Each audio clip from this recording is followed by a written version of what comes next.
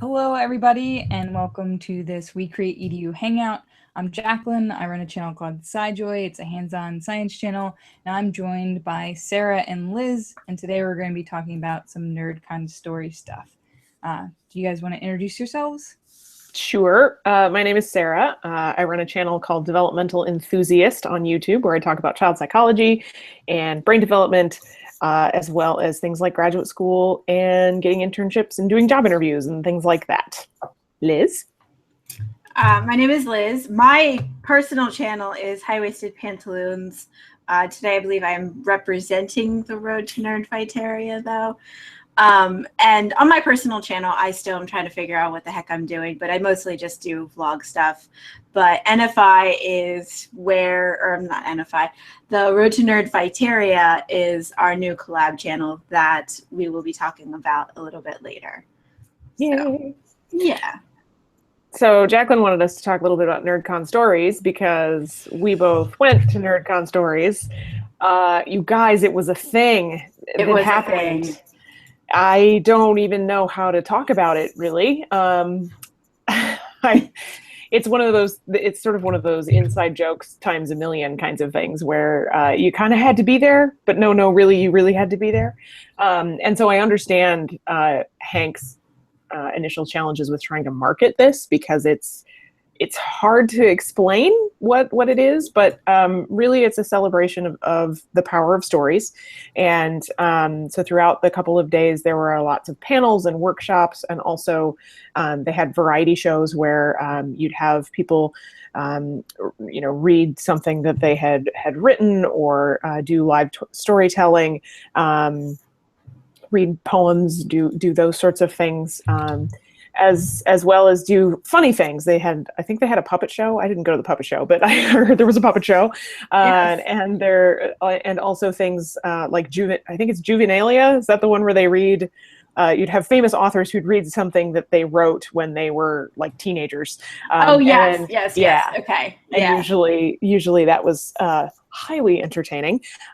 So there was lots of, it's one of these conferences that kind of takes you on an emotional ride. There were a lot of really moving and poignant moments of great storytelling. And then there were a lot of moments of just everybody in the room laughing hysterically together about something that the inside joke that was being made in the moment. And I think for me, the power of NerdCon stories was being with a bunch of people, some of whom are close friends from the internet and from my real life, actually. But also sharing in these moments of joy and profound, intense moments of feeling with complete strangers who I suddenly felt bonded to because of this experience. And it was just a really interesting couple of days and a really emotional journey. I think I can speak for most people who went to NerdCon that it was an emotional journey, but a really fulfilling one. So that was my general reflection. Yeah, I agree with Sarah that a big part of what made it was being there with people who already were my friends. And I think sharing the experience with others was a big part of the convention itself. And I think in comparing it to VidCon, it's similar to VidCon in that there are panels and there are, like Sarah said, variety shows and stuff like that.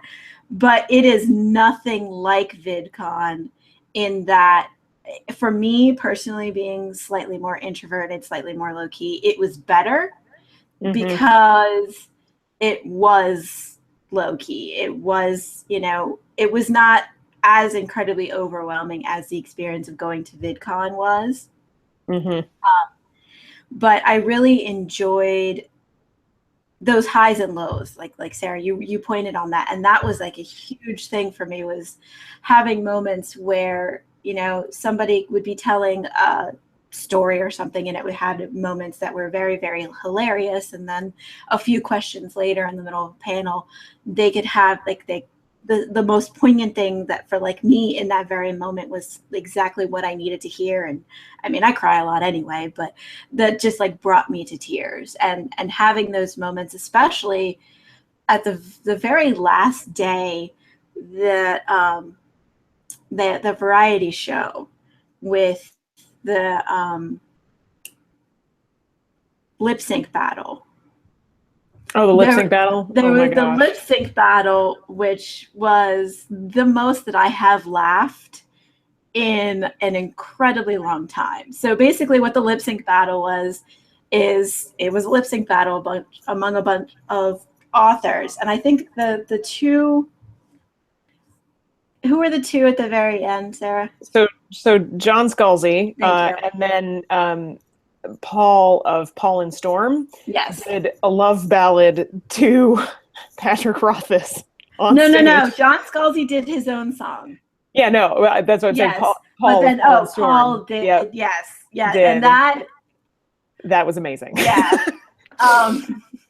Yeah, and our friend Garrett Robinson, which if you go to his YouTube channel, he did capture that moment as much as you could on film. So that's over at his channel if you want to go check that out.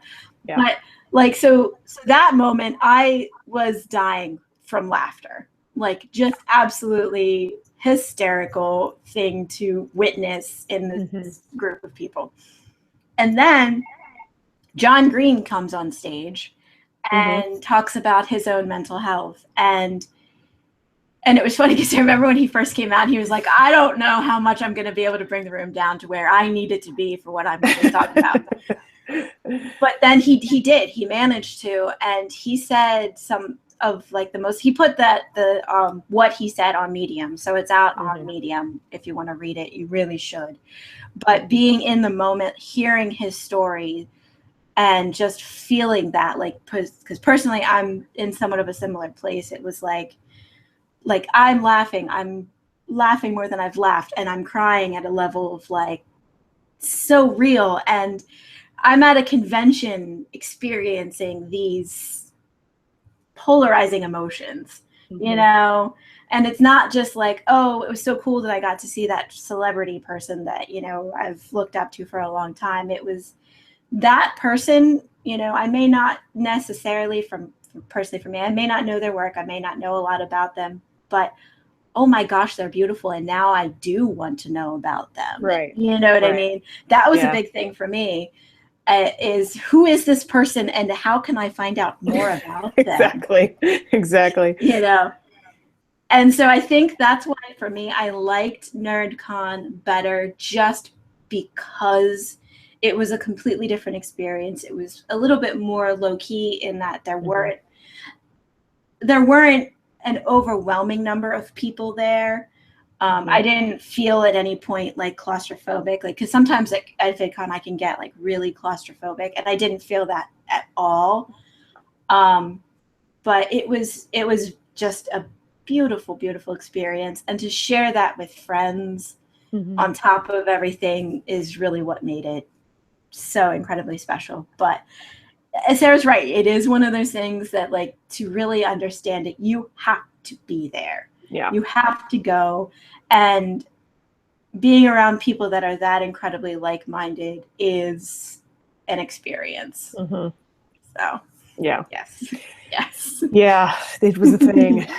Yeah. And I mean, we're all sort of hoping, we are all hoping that it exists again next year in some form. They haven't officially confirmed one way or the other. We got a survey to fill out about our experience. And in it, they, you know, were asking questions about, you know, in one sentence, describe what NerdCon Stories is, and can we use this for future marketing? And they, you know, they're saying things like, we're not sure what this is going to look like, or if it's going to be a thing yet. We haven't decided. So I'm eager to see what comes out of all of that. And I really hope that that John and Hank consider leveraging the community, because I think there are a ton of people who have been now to NerdCon Stories once or twice who would make it a thing and or need it to happen again. And so it's a really powerful experience, and people want it again. And so whether they'll figure out a way to do it, whether it's on a smaller scale or not at the convention center or a different time of year, I don't know. But I hope they continue it because I think it's a different thing than VidCon. I think they need to treat it as a different thing than VidCon, and that's probably where they fell a little short. But learning from that and learning that this is a new entity and a new beast, and how do we make it a thing, in a sustainable way, I think is a great challenge to take on, and I really, really hope they do, because it's a incredible experience that's worth every penny, if for no other reason than to see Paul sing to Patrick Rothfuss, who is slightly horrified on stage. Yes. It was amazing. Do you know if like the authors and those people post about this and like? Yeah, they do. Because I guess because I feel like I hear tons more about VidCon from people than I do about NerdCon. Does that make sense? Like I feel like the volume. Yeah, well, and I think part of that is different kinds of communities. Yeah, who the creators are. So VidCon relies on online video creators, right? Who have giant audiences. Many of them have giant audiences to begin with. NerdCon Stories, there are a couple of sort of really famous people who come and who are a part of it. But other than that, it's a lot of smaller sort of niche creators, which again, I think contributes to the beauty of NerdCon, because it allows you to be, as Liz said, exposed to people that you've never heard of before, but suddenly you're like, I need everything that you've ever done now. Yeah. I need it now. And so they may not have as much of an audience to draw in to begin with. So that's maybe part of the issue that they're facing as well. I don't know. Yeah. And part of the issue was, too, that they announced NerdCon NErdfighteria. And I don't know if we're going to segue into that just yet, but they announced NerdCon NErdfighteria the same time. So it was like people who don't have all of the monies to do all of the things had to choose. And specifically NerdCon NErdfighteria is a one-time thing. Yeah. So, if you have to choose between this convention where you're not really sure what it is, exactly, well, people that are Nerdfighters know exactly what Nerdfighteria is. And it's a one-time thing. So, yeah. Yeah. Yep. I see that American Adventure Survival Science is here. Yeah. Hi! Hi! And you're right, Patrick Rothfuss is a god. He's amazing. And hilarious. Yes. Yeah. But yeah, I don't know if we're going to put it in the show notes, but if you guys want, I can link that video. Garrett also did a really great job of encapsulating NerdCon Stories. He did a couple of videos about it that were from the event and sort of a thoughts from places kind of thing. I'll try and put his videos in that Medium. I was writing notes.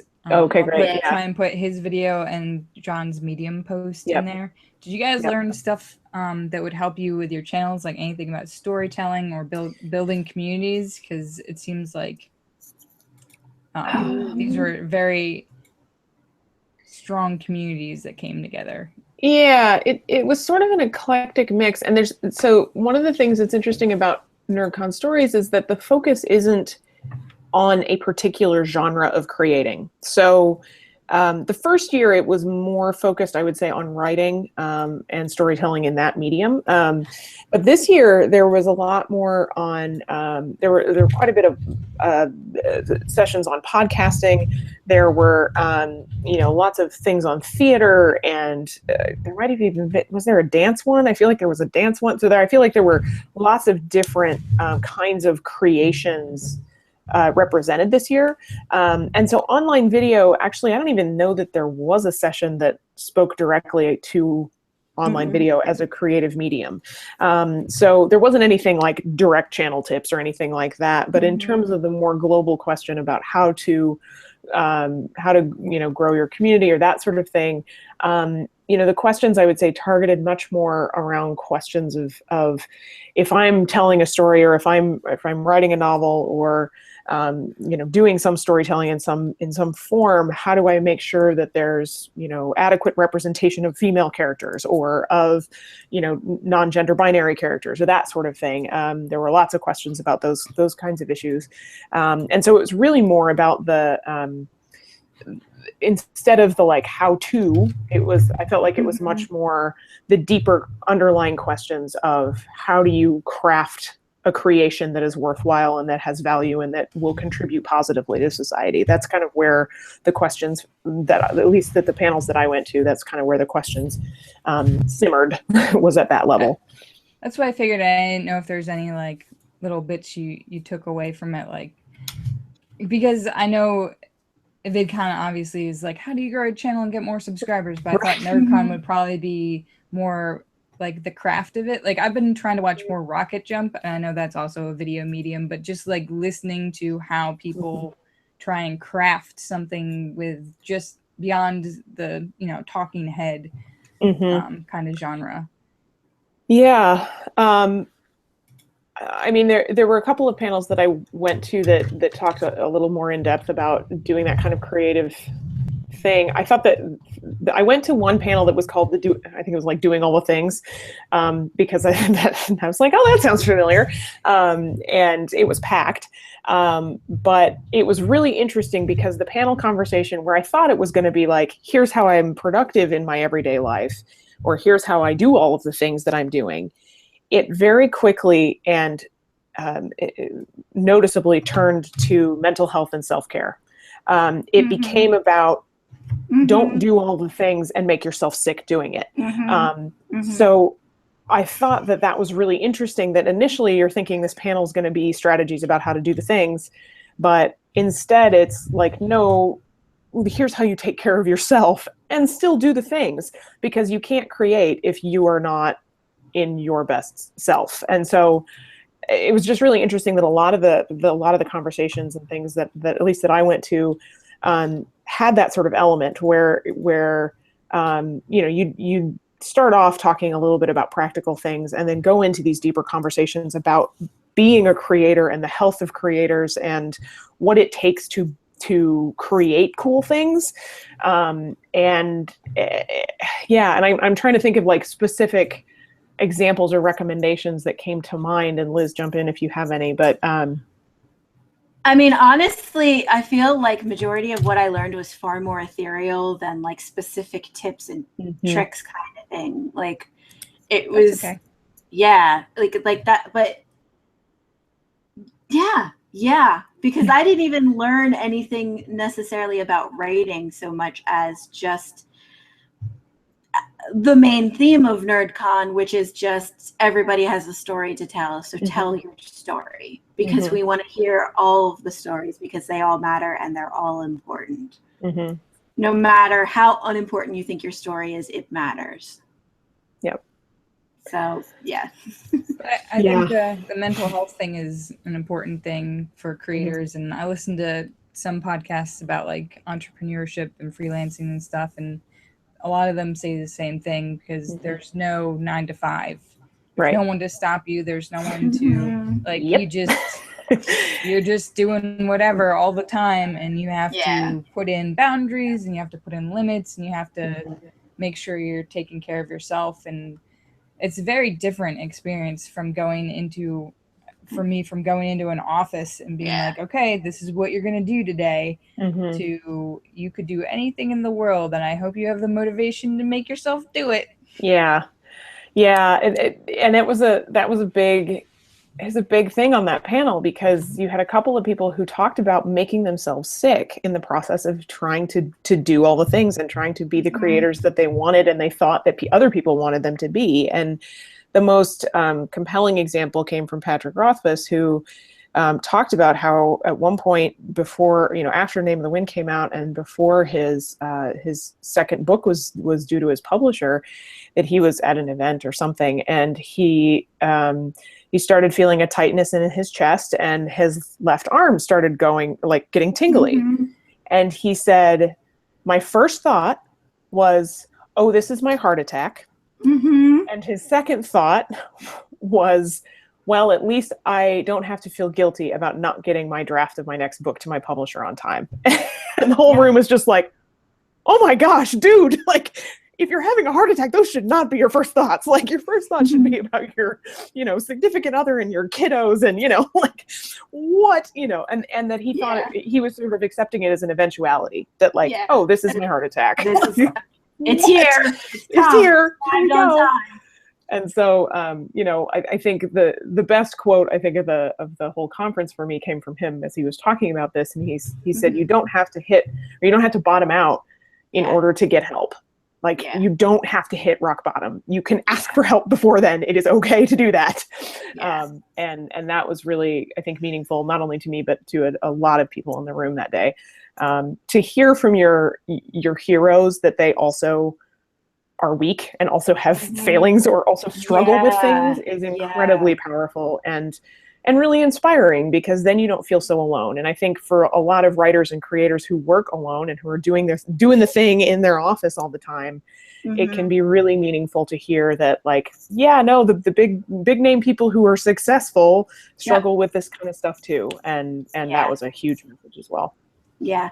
And like seeing so much, seeing specifically for me, seeing John Green be so fragile, like in almost everything that, I saw him in, like there was a moment of something where I saw him in a light that I've never really seen him in before. And it was like, oh, wow, he's so human to me now. Like he's never been not, but it was like even more so like, wow, like that is, it's oddly comforting to know, like these people are just really super, like they have all kinds of problems and you're not alone. But that was another thing too.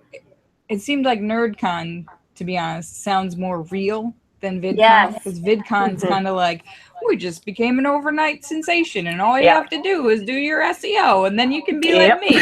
And NerdCon's like, this is hard, guys. Don't become depressed and stick alone in your basement for hours. That's a terrible idea. Exactly. So that's my takeaway from that's the one-liner for NerdCon, yes. No, but I think one other conversation that came up was in with mental health is that the being creative and having mental health problems does not have to be synonymous. Like they don't go hand in hand, and one does not, fuel the other. So like you don't have to like stop taking your pills to be able to create. Like if you need to take those pills to be sane, you need to be sane. You'll still be able to create, and that you don't have to be crazy to create, and because I think there's this like romanticized idea that like all of the really, really great artists suffered or,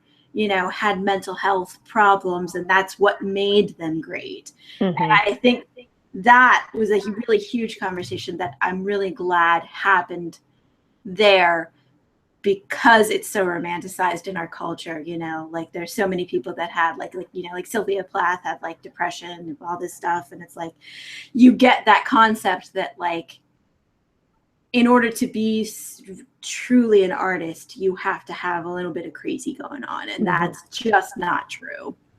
Right. I just read Stephen King's book, the one, I think it's called like On Writing or whatever. Yes. I don't know if you guys have read it. And he talks about how he was an alcoholic and stuff. And he thought, like, would that be the thing that helped me? Like, do I need to be drunk to write? And he's like, oh, no. Looking back, like, those were the periods that I didn't write, or those were my, like, worst things. And when he was sober, that's when he could just sit down and kind of get a book out. Yeah. Yeah.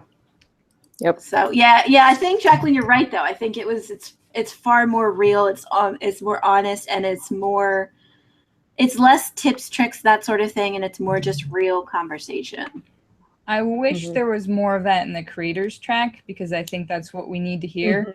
Is this is not like here's the 10 steps to get there, because everyone's 10 steps aren't the same, especially the different waves or generations or genres or whatever. I think you need to more hear like, this is how I get through what I'm doing. Yep. Right. This is how I get through my days without going crazy. Yeah. So I think I wish there was more stuff like that in the creators track. And I think it's beyond just being creative, just trying to be busy and do that stuff all the time and trying to do one more tweet or whatever. That's something to monitor also. For the first time, I'm trying to remember, you have to take time away and take a break and work on it. Because if you have more energy, if you go out and you exercise or you meditate or whatever, you're going to be able to create better. Smaller quantities of time. It's not going to take you as long if you are in the right physical, mental headspace. Agreed. Yeah. Oh, NerdCon. So good. I think those are, Yeah. Those are our For the main most things. Do you want to shift to NerdCon NErdfighteria? Speaking of NerdCons. Yes. That's exciting. Happening in February in Boston. Why is it happening in February in Boston? Because it's cheap. Yeah, I know. Tickets are still on sale for anyone that hasn't bought them. Yes, you should buy them. We will all be there. Yay! Yes. And right now they're doing a call for panels and sessions and things. The NerdCon Stories, they did the same kind of thing, and we had a friend of ours who had a panel accepted, so that was exciting. So I love that they're opening it up for people in the community to present things. So one of the things that Liz and I are working on, as she mentioned earlier, is the Road to Nerdfighteria. Liz, do you want to give the blurb about the Road to Nerdfighteria, and then I can talk a little bit about the proposal that I haven't actually read yet. I should do that for. It's a lot of work, okay? Keeping a collab channel running is an awful lot of work, but I'm happy to be doing it. So basically, you know what? I am actually gonna cheat a little bit here. So the Road to Nerdfighteria is our new collab channel and is basically like going back to NerdCon Stories. Everybody has a story to tell. Every nerd fighter has a story to tell of how they found John and Hank Green and the Vlog Brothers and the community known as Nerdfighteria. And we are a collab channel that's spread across all the social medias that are trying to help people share their stories with the community, because this community means a lot to all of the people who are involved in the community, who are a part of it, who found it, and it's made a difference to all of us. And we would like to be able to share the stories of the many nerd fighters that exist in this wonderful community with the world. And it's also sort of like we're hoping eventually it will be a gift for John and Hank to say thank you for creating Nerdfighteria and this wonderful community. And here's to 10 years of awesome. So. Yep.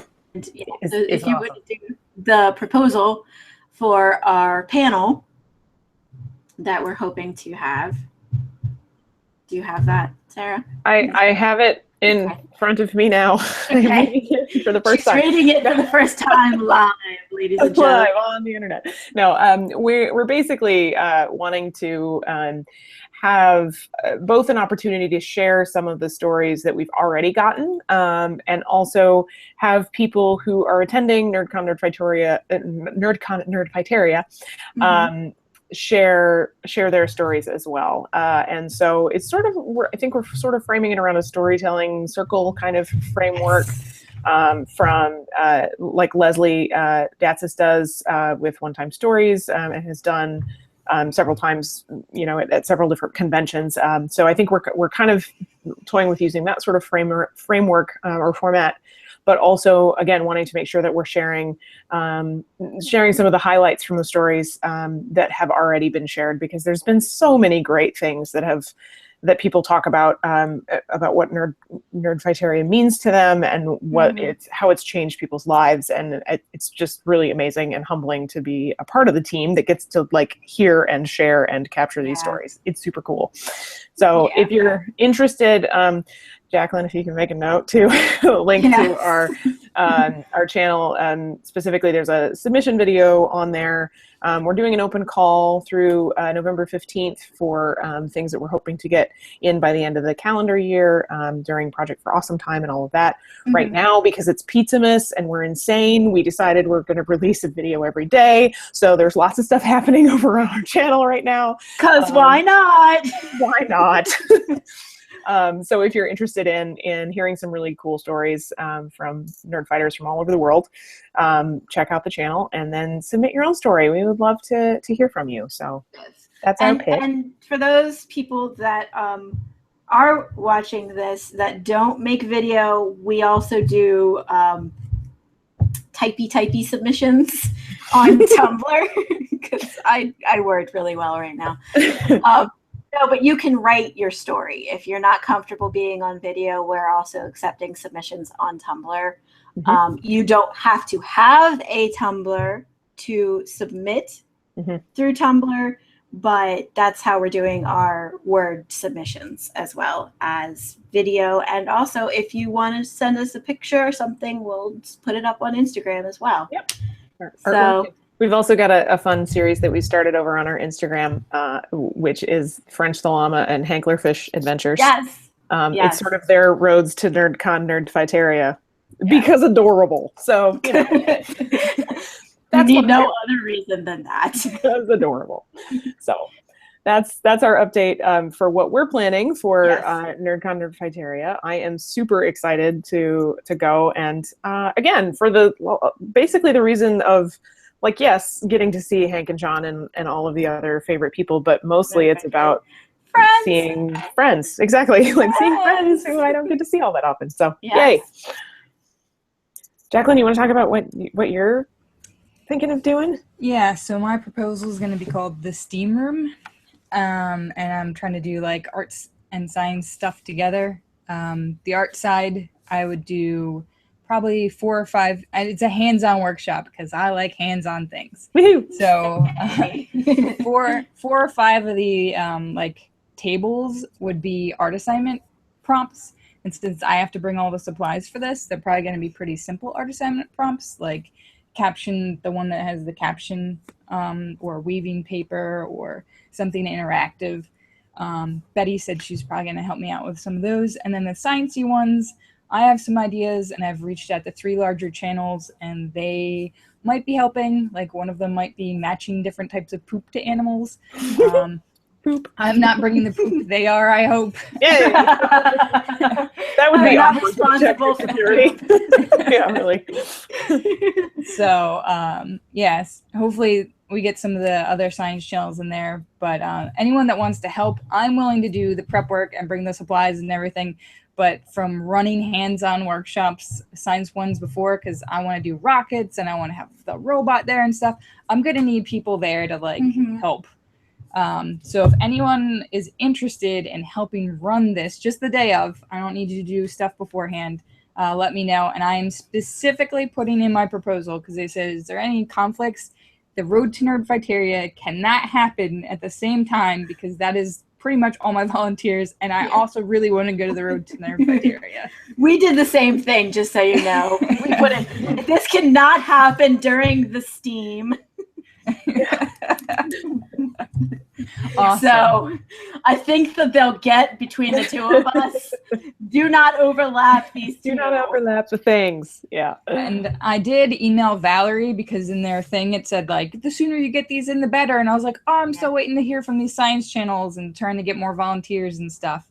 And she was like, no, it's fine. We still have room. Like, as long as you get it before the deadline, that's fine. Cool. So if other people are thinking of workshops, don't have to panic. Just get it in before December 4th. What is the deadline? As I say, what is the deadline? December 4th, I think. Oh, that's not too bad.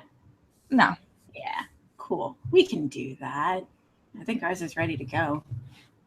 We're just waiting for somebody to read it, Sarah. Sorry, I'm reading it, right? Multitasking. Nope. Yep. And other nerdy things that are coming up right after December 4th is Project for Awesome, which I believe is the 9th and the 10th. Yeah, it sounds... Hang on. She has her calendar. I'll be right back. Okay.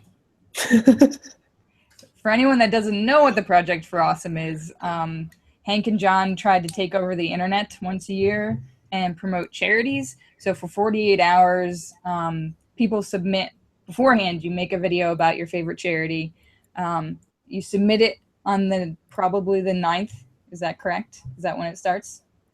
Yes, the 9th and the 10th. Okay, so the 9th at noon Eastern Standard Time typically is when it would start, and you would submit your video, and then your video will have its own page on their website, and you can have people vote for it. And if yours is one of the top ones, then you get a chunk of money to your charity. But that's all the logistical parts. The cool part is for 48 hours, all the nerds gather together and watch charity videos, and they're like, the world is awesome. It doesn't suck. Because lately it seems like the world really sucks. So I love the Project for Awesome because for 2 days, I get to see people that just go around all year and do charity stuff like charity water or like smaller things you've never heard of. Like I found out about those places where they just have like the book libraries. Like there's just a box and people put in their books and they exchange. A little free library? Yeah. I find out like every year I find like all these charities that just like warm my heart. And I'm like, people are doing good in the world. And it just makes me feel great. So it's my favorite 48 hours of the year. And then you get to talk to nerd fighters down in the comments. Yeah. Yes. Oh yeah, and there's a live stream and there's cool people on the live stream. But That's I like to secondary to everything else. It is. Yes, it really because is. That's how I meet most nerd fighters is during the Project for Awesome. Like we comment, and that's how you find other nerd fighter channels. Like most of the ones I've subscribed to, they'll in the live stream they pick different videos that they want to highlight. And it doesn't matter if this is their first video and they have 0 subscribers or if they have 5 million subscribers. They just pick out good videos and cool charities and they show them for 48 hours. When Hank's on, there's not as many videos, but when other hosts come on, there's usually a lot more videos for people. When Hank's on, there's far more shenanigans. Yeah, that's true. There is videos, yes. But there's lots of fun shenanigans. Yes. There's been Mr. Pants Head, there's been mummies, there's been, what was the cat one? The Fartmas. Fartmas. And then there was Kitty Time. Kitty Time was trending, and so was Fartmas on Twitter. Yep. So, yeah. It's another one of those you had to be there, but no, really, you had to be there. And you should be there. It happens every year. We're telling you now. Call in sick from work. Yep. Do it. Worth it. Don't listen to them. I feel obligated to be the adult here. Oh dear. All right, so that was NerdCon NErdfighteria, NerdCon stories, and did you want to talk about those other things that we discussed then? Like the end screens and stuff? Yeah, the other newsy things. Yeah, and now the news. So there are new end screens that rolled out to all the channels. Everyone should have this. Yay! That makes me so. I'm sorry, I didn't know that. I'm so excited. I didn't know that. That's so awesome. You've had it for like 2 weeks, guys. I haven't been on YouTube for 2 weeks. On the internet. Okay, well, I'm so excited that I actually was able to tell you something newsworthy. So if you go to your channel, I think it's under the edit. Now it's end screen and annotations, and then there's the cards as a separate one because you cannot have annotations and end screens at the same time. You can't have both. I know. What? I know. What? I brought this up in the ICG. I brought this up in the ICG Slack because I said, for educators, when we mess up, how do we fix it now if we don't have annotations on there? And everyone's like, oh, everyone watches it on mobile. I'm sorry, but I do coding videos. I don't think people are watching the coding videos on mobile, probably. So you can no longer annotate mistakes. So you either have to replace the video or pin comments or, I don't know, do something else. You can't have both. You can only have one or the other. Why can't I have all the nice things? I want all the nice things. You can still have cards. Those won't help you say, like, this is wrong. Yeah. That'll come in another few years. Eventually. Someday, maybe. Someday. Few years is like ancient in internet time. I know. It really is. YouTube might not even be around. Yeah. By then we won't be using end cards anymore. There'll be holograms or something. Exactly. So yeah, the the new end screens are out. There's a lot of different, some people have said they've seen a lot more click-through rate using those. There's many theories of how you should do the end slates. You can have, it picks the last so many seconds of your video, and it's defined for each one. And you can have 4 elements on there. I believe you can have like your website. I had my Patreon thing on there. You can have a subscribe button. You can have different videos or playlists. So Cool. it looks a lot nicer, and people should be able to click them on mobile. And there's discussions about, I think like they showed Wheezy Waiter had half his screen was blue and the half of it was him. So he put still his videos over it. So it still kind of looks the same. But as always, it's always tricky to know, because if they change that in the future and make it bigger or smaller or something, then it could look all wonky. So, goody. Because nothing on the internet ever changes. Nope. No. All right. What else is in the news today? There might be a new comment system that's coming out pretty soon. You should be able to pin a comment to the top, which they've told us for a while that we might be able to do that. I believe, as a creator, you can show love for like a comment with a heart.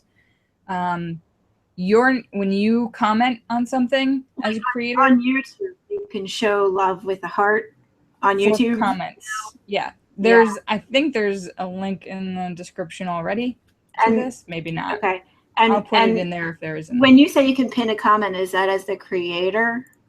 Yes, I think these are all things for the creator. So you can pin a comment to the top, which might, for us education people, it might be, sorry, we made a mistake. This is like at this moment, like this is what's going on. You can show love to, so I guess other people have thumbs up and thumbs down, but you can be like, this is an awesome comment. Here's a heart.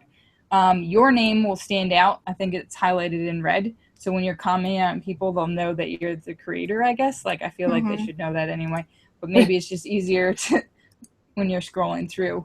And as before, it says you can choose moderators, but you can already do that.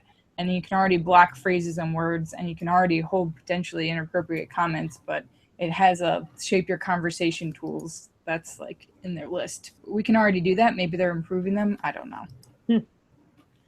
So those are the new comment things. Cool. There was a supposed hack with vidIQ, and people are getting freaked out. I can't remember the name of the group, and that's probably good because they just wanted to get their name out there. And they took over some YouTubers' channels and changed their titles to "You've been hacked by XYZ." Like iJustine was one of them. I think there were 6 of them, and they thought it was through vidIQ, but it wasn't. They got their vidIQ password because it was similar to something else that they had hacked, like the database of passwords. So it wasn't vidIQ's fault. But was that video that was showing up? I don't know. Okay. I know there's something. I'm going to sound like an idiot, so I'm just going to stop now. Okay, fine. Don't worry about it. Don't worry. So it wasn't vidIQ's fault, but just be careful with your passwords and stuff. But it was just easier for them to do because with vidIQ, you can do bulk edits. So they could instantly change like thumbnails and titles on every single video. So it didn't take them a while to do anything. So that happened to at least, I think, 6 larger creators. Yikes. Yeah. Vine's going away. I don't know if any of us care or did anything with that. It's sad. But... I was just thinking of starting my Vine career. Do it for the Vine.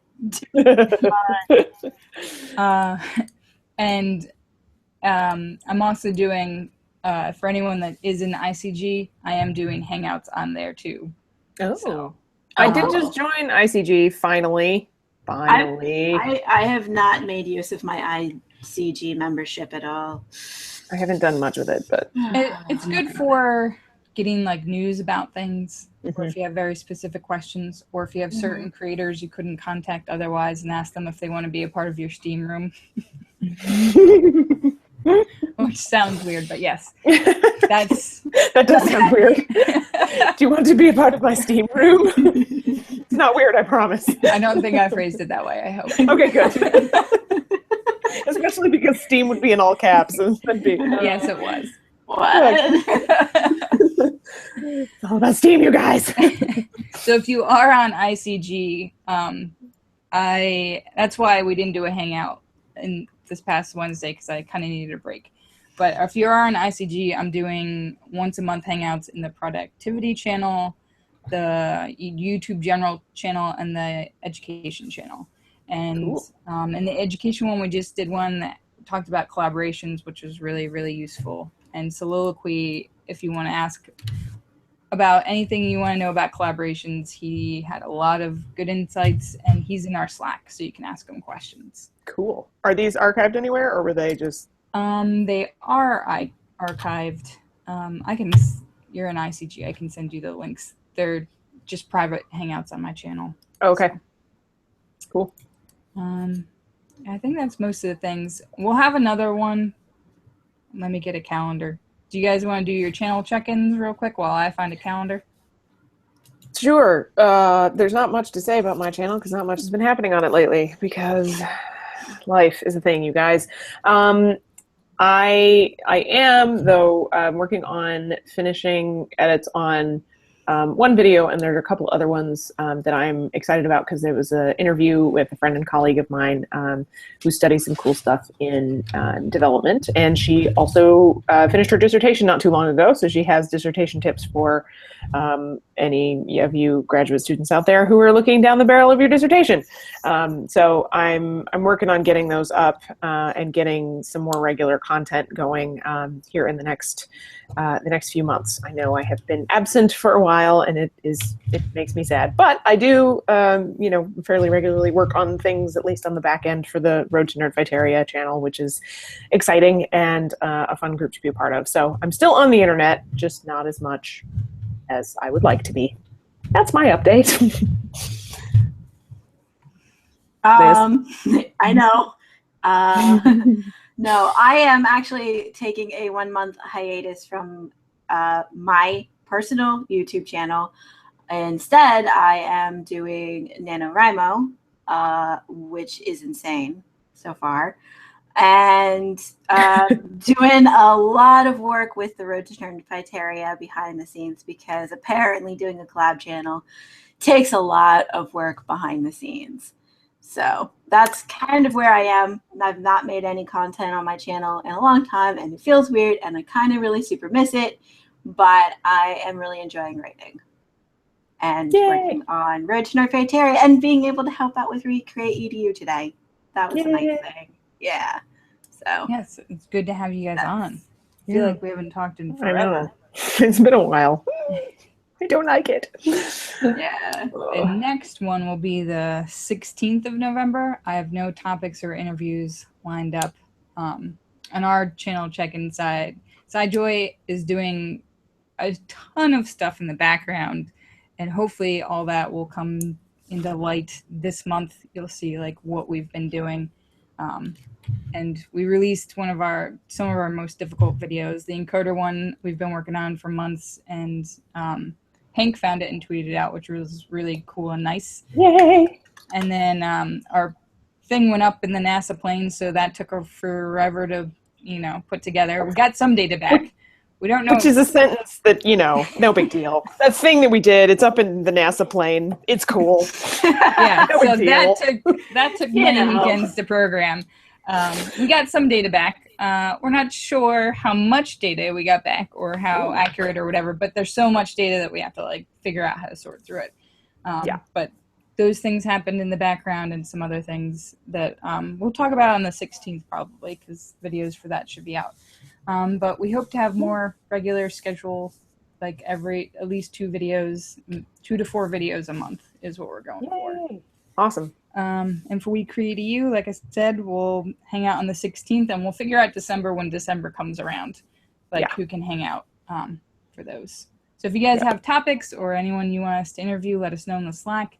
As always, if you've made it this far and you don't know we have a Slack, I'll try and put a link in the description, or just message me. And it's free for everybody. You can join, just don't be a jerk. That's our only rule. Yep. So. Or in other words, don't forget to be awesome. Also exactly. that. Yes. And submit your stories to Road to NerdFighteria. Mm-hmm. Yes. Yes. Do that also.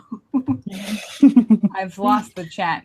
Is there any questions from the chat? No questions. Just No questions? shenanigans. Yeah. Just shenanigans. Okay. Yeah. Well, thank you guys so much for joining, and we will see you guys on the 16th. Awesome. Yay! All right. Bye. Bye.